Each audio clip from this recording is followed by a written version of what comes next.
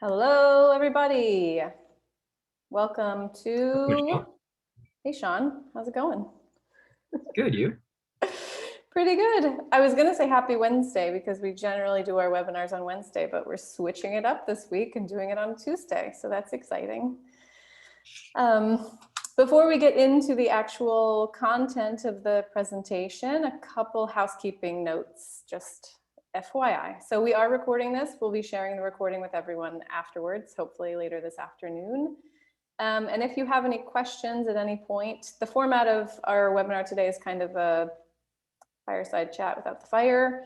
But if you have any questions, send them over either via the Q&A or the chat box, and we will address them at the end.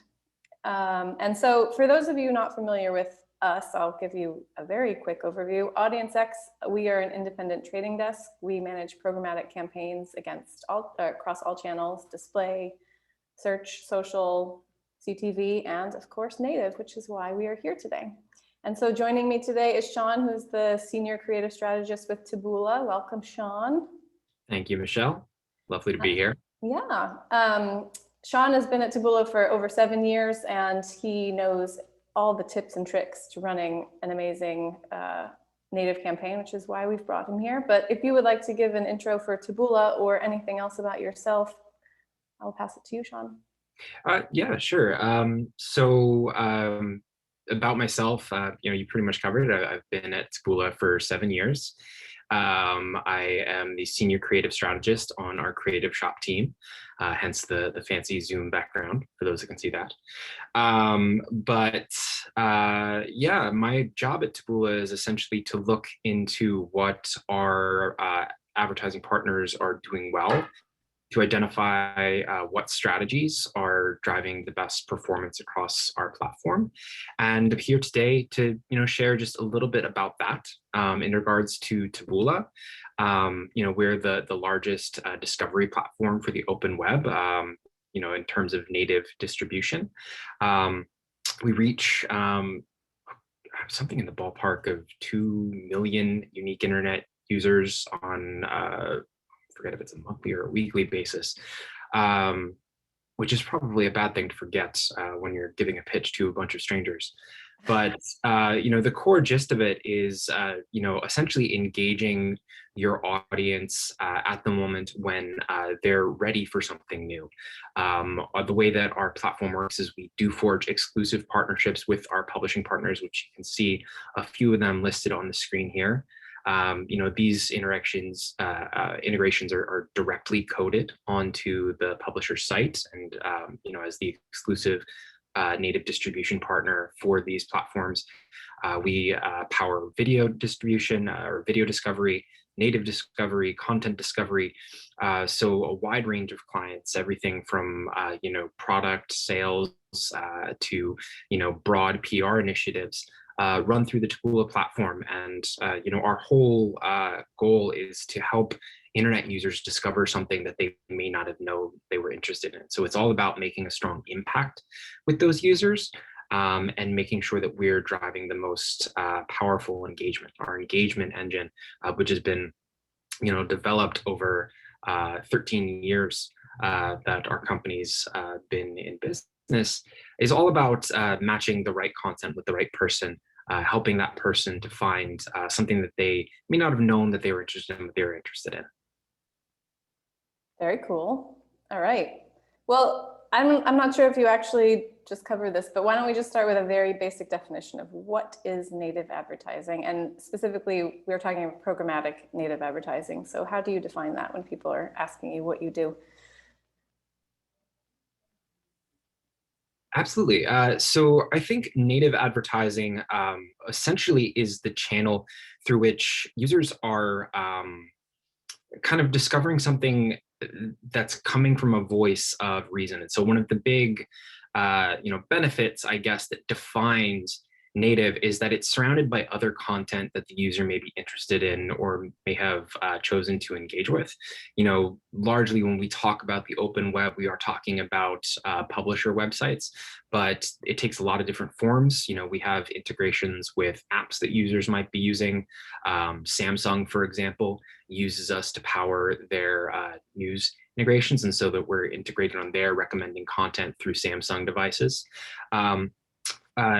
But largely the idea of native is that you already have some sort of relationship as a user with the publisher site, with the device you're engaging on, with where you're discovering the content. And the benefit for the advertiser is largely that you're capitalizing on that trust that the user has with the ad source.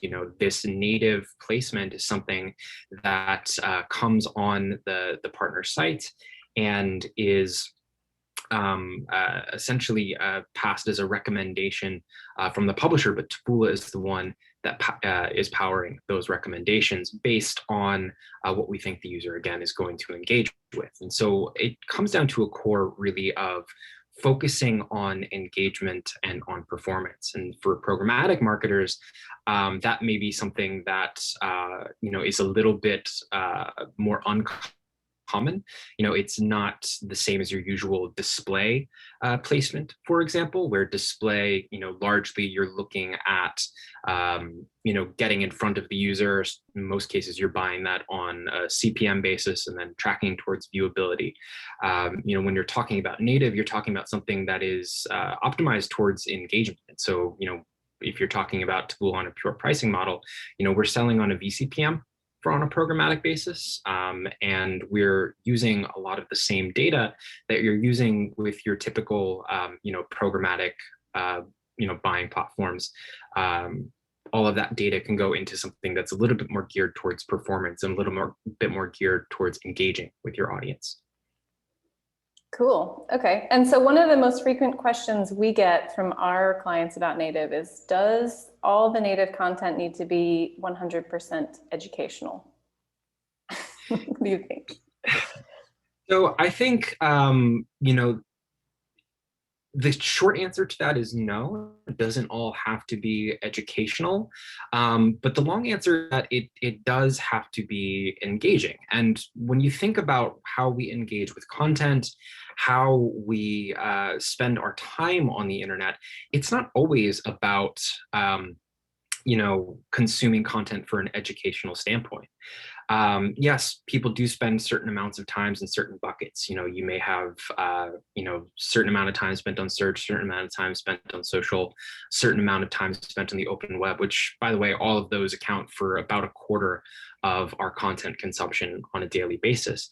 But that doesn't necessarily mean when you're on the open web that you're necessarily reading educational content or reading editorial content. You could be looking at, for example, a product site.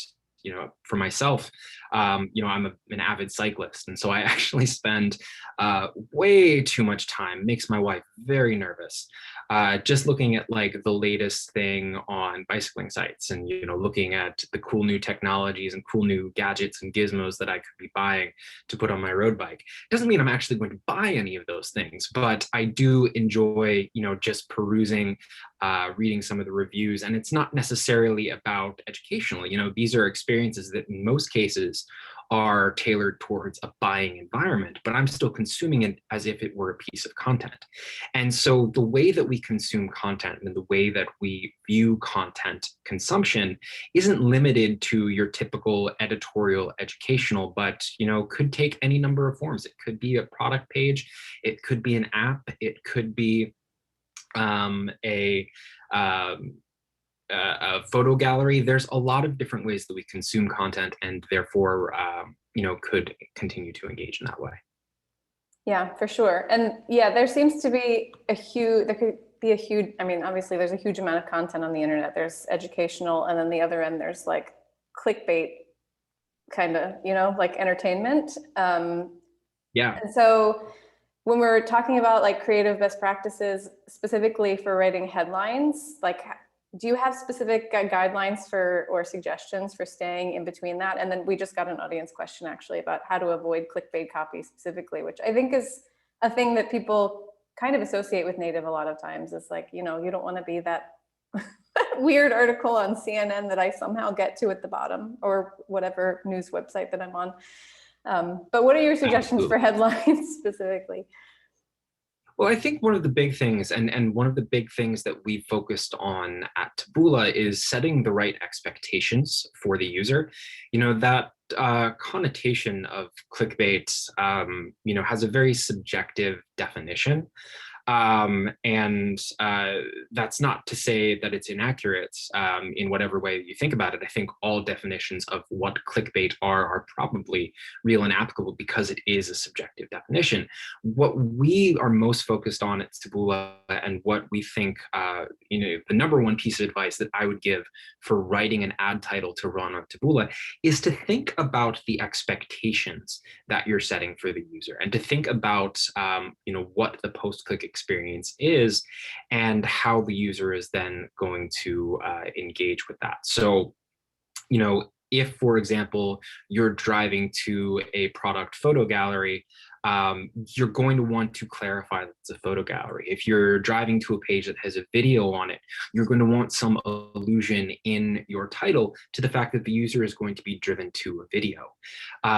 These expectations are really, really important to us. It's one of the reasons why we have one of the industry's largest manual, you know, content quality control departments. You know, we have our content review team who is actually manually reviewing every ad that runs on Taboola's platform.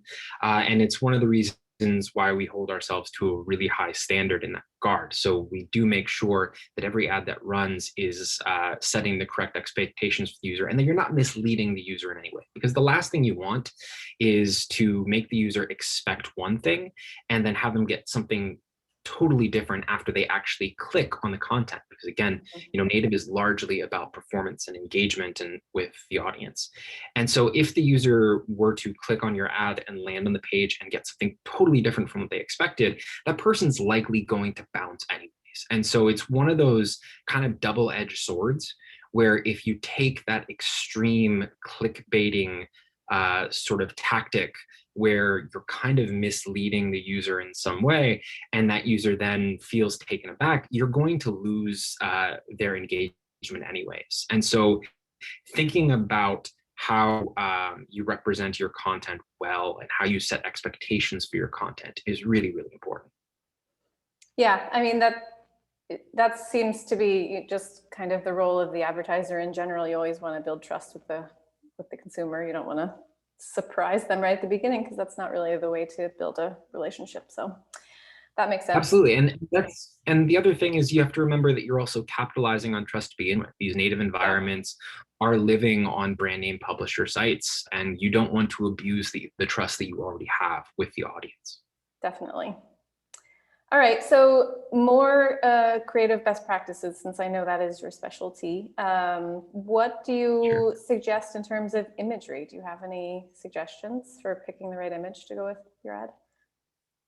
Absolutely. And that's one of the things that we spend a lot of time studying at the Taboola Creative Shop, which is my team, is looking at what images are performing well and what things are drawing attention. Because that's the number one job of an image in a native ad, is ultimately it's there to capture the user's attention and get them to pay attention to your message. And so having an image that is going to stop someone from scrolling down the page and get them to pay attention to your ad is really important. But it's a little bit different than it may be with other platforms. Again, if you think about the environment of the open web, users are typically engaging with a content consumption mindset. You know, they're there, you know, because they are open to something new. Actually, one study that we did a couple of years ago in partnership with Nielsen showed that the cognitive load on users is such that we can tell that they're 8% more open-minded when browsing content through a native platform than they are through other points in their content consumption journey. And the main job of an image in your native ad is to draw that person's attention in. And so Having an image that looks like it belongs in a native environment is really important. You don't want something that looks really posed or forced or stocky. You want something that has a look of authenticity to it.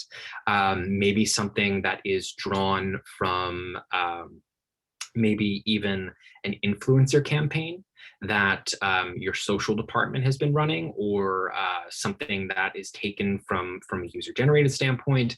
If you are going to use an image that's maybe a little bit more focused on, being aspirational or is taken from a stock photo library, you want to look for things that aren't obviously posed or aren't obviously, like edited. One of the big things that we try and stay away from when we make recommendations, because we see this actually hurting performance, is the kind of photo where you have the background sort of blurred out, because that is a very obvious signifier of stock photos. However, you do also want to be capturing the user's attention in ways that feel natural, that you would do on a person-to-person basis. A good example of this is eye contact. If, for example, you're scrolling down the page and you feel like someone in a photograph is looking at you, that's going to draw your attention, because it's the first thing that we do in order to try and get someone's attention in the real world. If you're sitting in traffic on the highway and you've got your windows down and you're blasting your music, the first thing the person sitting next to you in traffic is going to do in order to get your attention is they're going to stare you down so that they can get you to turn down the stereo.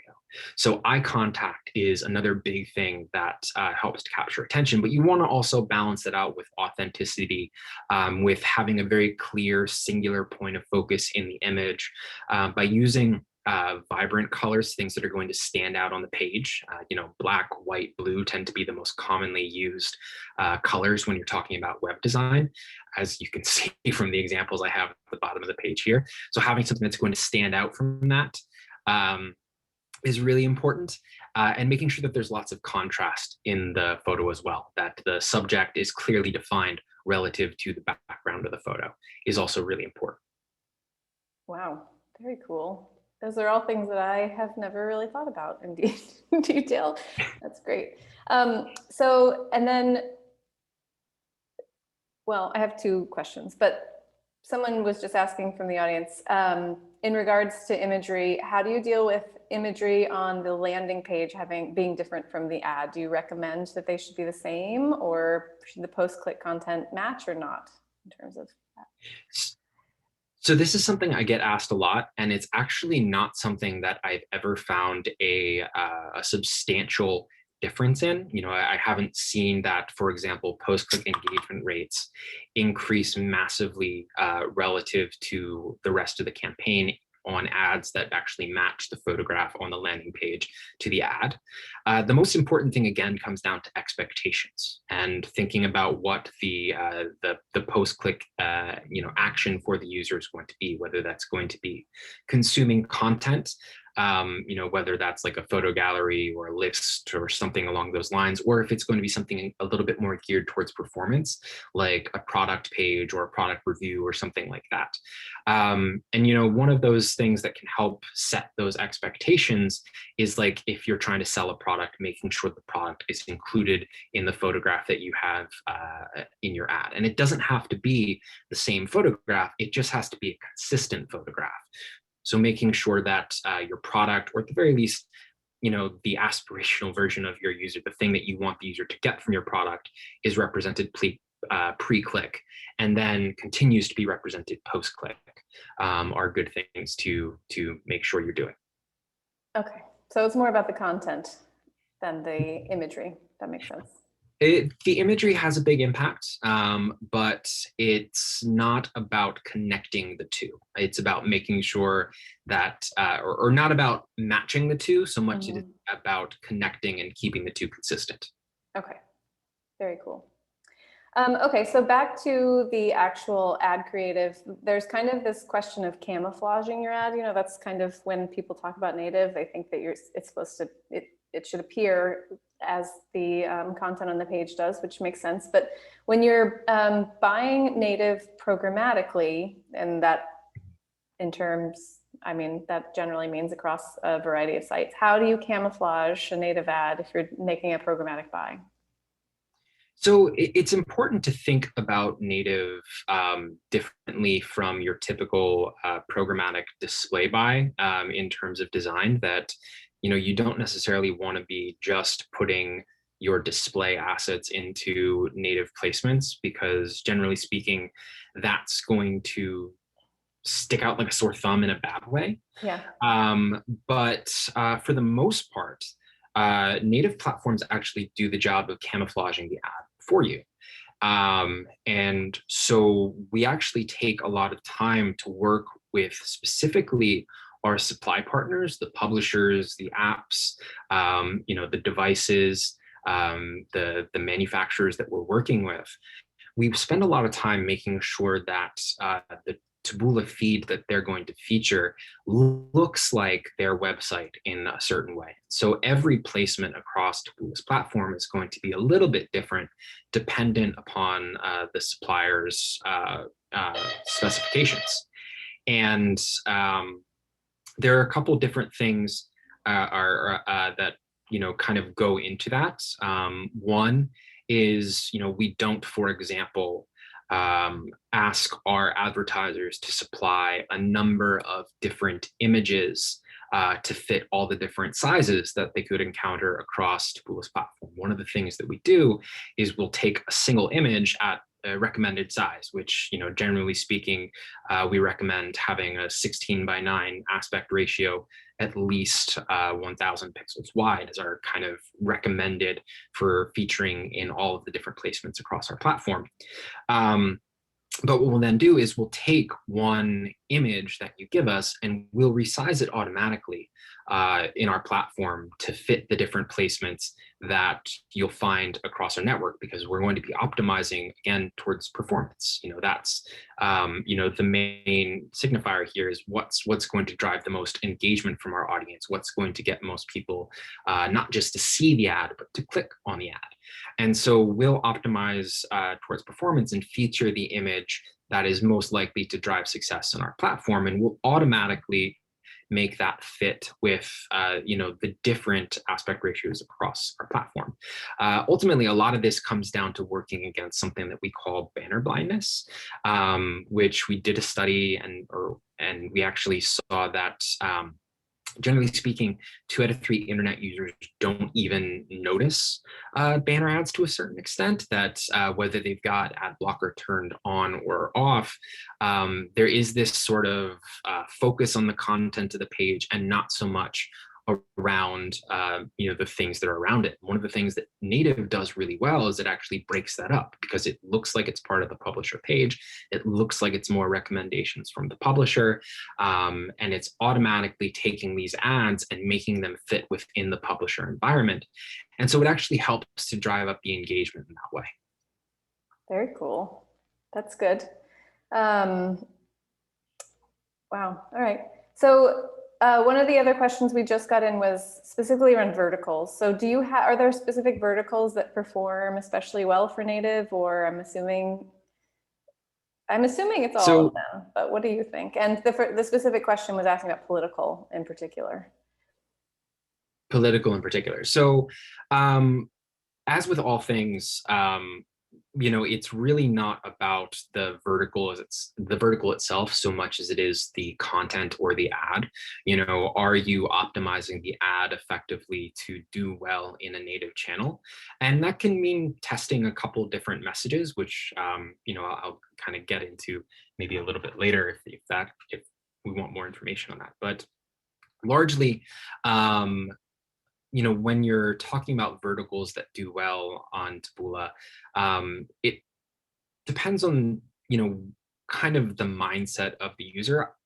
I've seen in my time at Taboola everything do well, from the things that you would make sense, your typical viral product advertisements, to things that make absolutely no sense, like newsletters for specific niche products doing well on Taboola.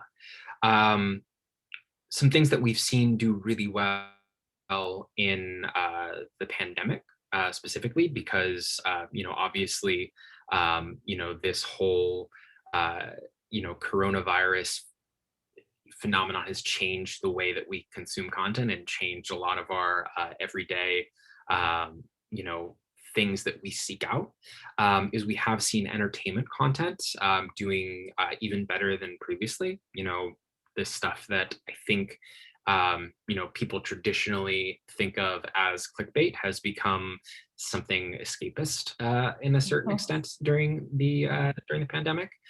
We've also seen health content do really well. Obviously, people are much more interested in how they stay healthy, how they maintain, their health, and so that has done really well during this time. Obviously, we also just got through an election year, so political content did do very well. Now that we're out of that, that's maybe not as strong as it used to be on our platform. But we also see that comfy products are doing really well. In fact, we saw that readership increased like over 200% for content that mentioned sweatpants during the pandemic. So, comfort is a really big thing as well. But that's not to say that you can't, have something that's outside of those things that do well. We still have, finance advertisers are doing very well on Taboola's platform. Your more traditional like product sales, like fashion kind of stuff, still does very well. Retail in general. So it really depends again on the ad more than it does the vertical, and optimizing towards what works for you, what's driving the best performance. Keeping track of some of the things that do well. We actually have a site called Taboola Trends. You can find it at trends.taboola.com. That actually tracks what advertisers are doing on our platform and gives recommendations on a network level and on a by vertical level. If you're interested in doing that, and actually tracks what keywords are generating the most clicks, what keywords are generating the least clicks, what are the new opportunities on the platform that could be kind of the next big swing, as well as giving you an opportunity to test out different ad messages. We have a title analyzer on there where if you have an ad that you think you want to run on Taboola, you can actually plug it into this title tester and throw in up to 10 different variations of it to see what's going to drive the best performance. And then you can take the top 2 or 3 and test those out on our platform to see what's going to drive the best performance for your goals. Oh, that's very cool. That was actually going to be my next question. I wanted to go back to the testing. So I don't know if you just answered it, but do you have any other best practices in terms of testing creative or copy or imagery for native? So I think one of the big things is that you don't want to, as you would with other platform, take the kind of throw the spaghetti at the fridge and see what sticks approach. You want to test a little bit more methodically and a little bit less at one time. What I generally recommend advertisers is to, take 2 or 3 images and 2 or 3 titles, pair up all the different combinations you can get with that. So, you could end up with somewhere between, 5 and 12 different variations, and test those and see what works, and then iterate based on the results that you get from that test. This is largely because one, Taboola is optimizing all of those ads again for performance and trying to drive the most clicks to the ad that's going to drive the most engagement. And so we are, testing things out on a rather methodical basis in making sure that everything gets enough impressions to see what's going to work, and then driving performance behind kind of the winners of that test.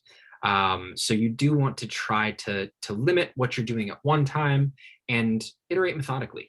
Try phrasing your title as a statement of your basic marketing hype statement, then pose that as a question, then pose that as a like fear of missing out or something like that, and then test out and see which one of those works best, and then create more iterations on the winner from that. Very cool. All right. Let's see. That's almost all my questions. Actually, the last one I wanted to ask you was, are there any other best practices we haven't mentioned? Well, I think one thing that we haven't talked a lot about yet is the post-click experience and the content itself.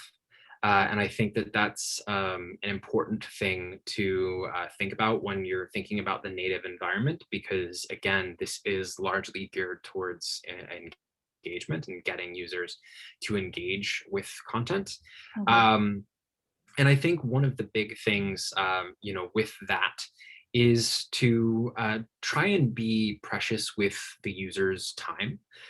Something that I don't think gets thought about enough is how users engage with content on the open web. And what I mean by that is largely we don't think about the users as having gotten there through a long funnel of content consumption. We think about the user as like interacting with the environment the ad is indirectly. But when you're talking about native, you're often talking about users who have come from, maybe their Samsung feed, maybe they're coming from their Facebook feed, maybe their Twitter.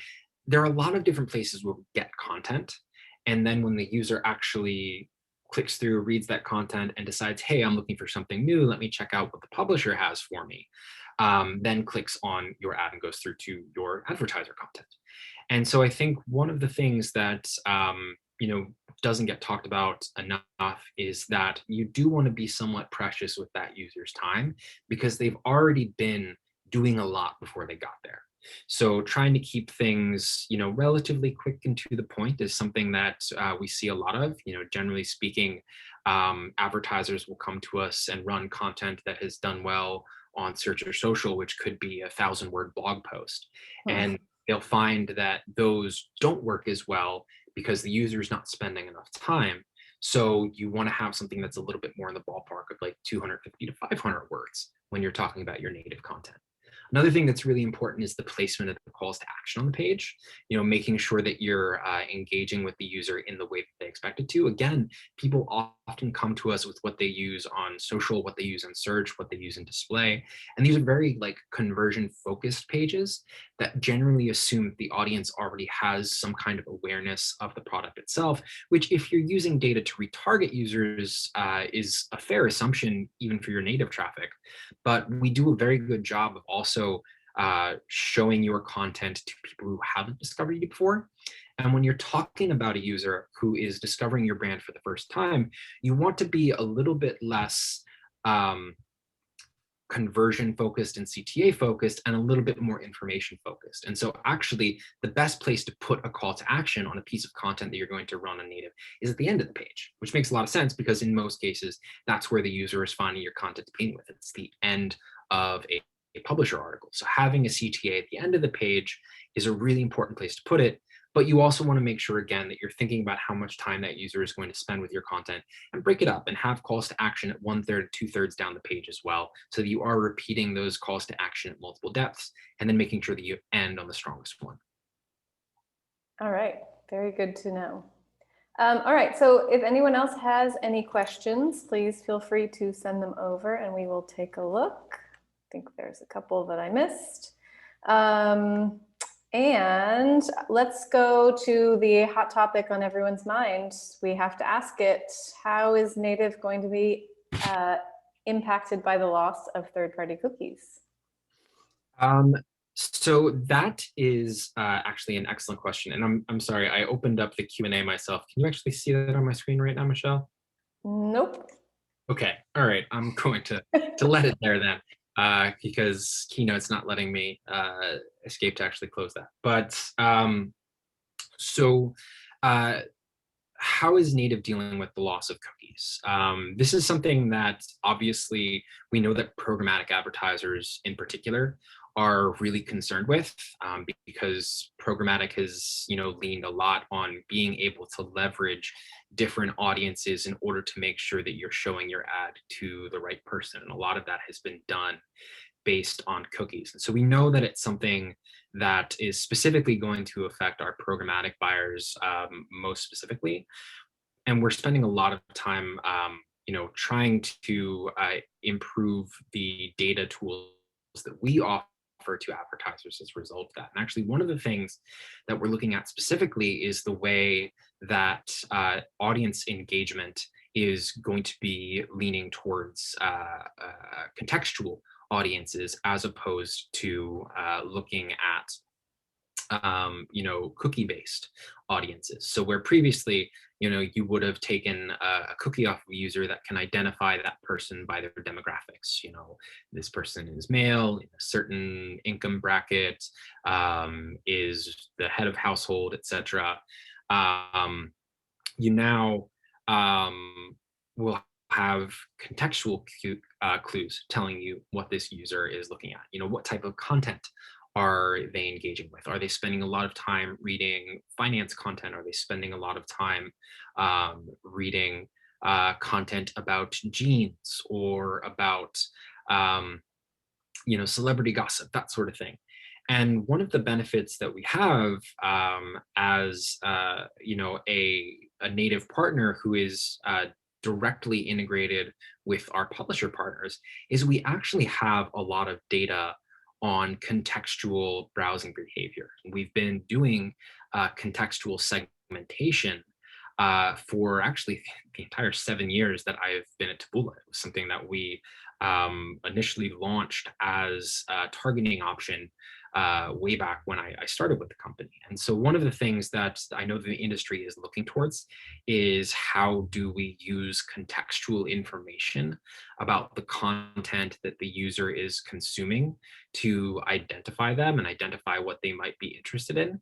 And for us, that's something that's been in our technology all along. It's something that we have a lot of experience in.